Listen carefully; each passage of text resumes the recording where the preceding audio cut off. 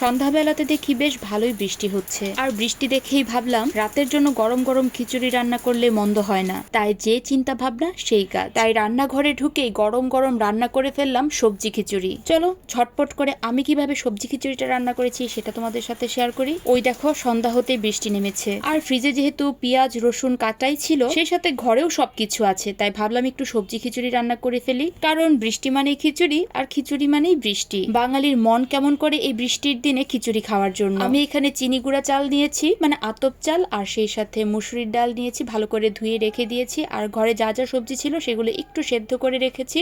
এই তো মোটামুটি সবকিছু রেডি করাই আছে, এবার রান্না করার পালা। খিচুড়ি রান্নার কোনো নির্দিষ্ট রেসিপি নেই, যে যার যার মতো করে রান্না করে। আমি কিভাবে রান্না করেছি সেটাই তোমাদের সাথে শেয়ার করছি। একটা হাঁড়িতে তেল দিয়ে দিয়েছি, আর ফোড়নের জন্য নিয়েছি দারচিনি, এলাচি, শুকনা মরিচ, তেজপাতা, 5 ফোড়ন আর গোলমরিচ। সেই সাথে কিছুটা রসুন কুচি দিয়ে দিলাম। রসুনটা একটু হালকা লাল লাল হয়ে আসলে এরপর দিয়ে দেব পেঁয়াজ কুচি। আর সবজির মধ্যে ছিল আলু, মিষ্টি কুমড়া, কাঁকরোল, পেঁপে, ক্যাপসিকাম, আর সাথে একটু বেগুনও রেখেছি। বেগুনটা একটু পরে দিব। পেঁয়াজটা একটু হালকা ভাজা ভাজা হয়ে আসলে আমি এতে সবজিগুলো দিয়ে দিলাম। সবজিটা একটু ভালো করে নাড়াচাড়া করে নিব লবণ দিয়ে। সবজিটা কিন্তু বেশ ভালো করে ভাজতে হবে, যেন সবজির মধ্যে কাঁচা গন্ধটা একদম না থাকে। ব্যাস সবজিটা ভালো করে ভাজা ভাজা হয়ে গেলে ধুয়ে রাখা আতপ চাল আর মসুরির ডালটা দিয়ে দিলাম। চালে কিছুটা পরিমাণ মতো আরো লবণ দিয়ে দিলাম। চাল আর ডালটা বেশ ভালো করে অনেকক্ষণ ধরে ভাজা ভাজা করব। আর সেই সাথে কিছুটা আদা বাটা দিয়ে দিলাম। খিচুড়িতে আদা বাটা দিলে সুন্দর একটা স্মেল হয়। একদম বড় বড় টুকরো করে কয়েকটা বেগুন দিয়ে দিলাম।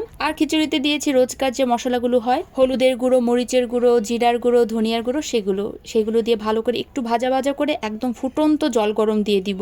জল গরম দেওয়ার পরে একটু নাড়াচাড়া করে পরিমাণ মতো চিনি দিয়ে দিলাম। মিষ্টি দিলে খিচুড়ির টেস্টটা আরো বেড়ে যায়। তারপর বেশ কিছুক্ষণের জন্য ঢাকা রেখে দিব। আর এই দেখুন ঢাকনা খোলার পরে একদম চাল, ডাল, সবজি ফুলে ফেপে উঠেছে হাঁড়ির ভেতর। তার মানে গরম গরম খিচুড়ি প্রায় রেডি। ঠিক এই সময় খিচুড়িটা থেকে এত সুন্দর গন্ধ বের হয়েছিল। সবজিটা একটু সেদ্ধ হবে, তাই লাস্টের দিকে দিয়ে দিলাম কাঁচা পেঁয়াজ আর কাঁচা মরিচ। এটা সবজিটা সেদ্ধ হওয়ার সাথে সাথে এগুলো সেদ্ধ হয়ে যাবে, আর খুব সুন্দর একটা গন্ধ হয়। আর সবার লাস্টে পরিমাণ মতো ঘি দিয়ে এটাকে ঢাকা রেখে দিব বেশ কিছুক্ষণের জন্য। একদম চুলার আঁচটা লো করে রেখে দিব। আজকের এই খিচুড়িটা আমি একদমই ল্যাটকা একটা খিচুড়ি রান্না করেছি। বৃষ্টির দিনে গরম গরম ল্যাটা খিচুড়ি খেতে ভীষণ ভালো লাগে। এরকম নরম নরম খিচুড়িটা আমার কাছে ভীষণ ভালো লাগে, বাসার সবার কাছেই অনেক ভালো লাগে।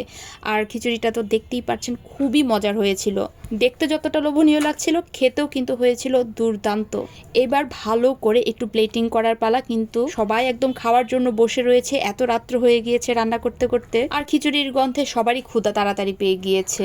বৃষ্টির দিনে বাঙালির মনে এরকম খিচুড়ি খাওয়ার জন্য মনটা জানি কেমন করে। তোমরা সবাই খিচুড়ির লুক দেখতে থাকো, আর এই ফাঁকে আমাকে বলে ফেলো তো আমার এই ভিডিওটা কারা কোন জায়গা থেকে দেখেছো, স্পেশালি ময়মনসিংহ থেকে কারা দেখেছো অবশ্যই কিন্তু কমেন্ট বক্সে জানাবে।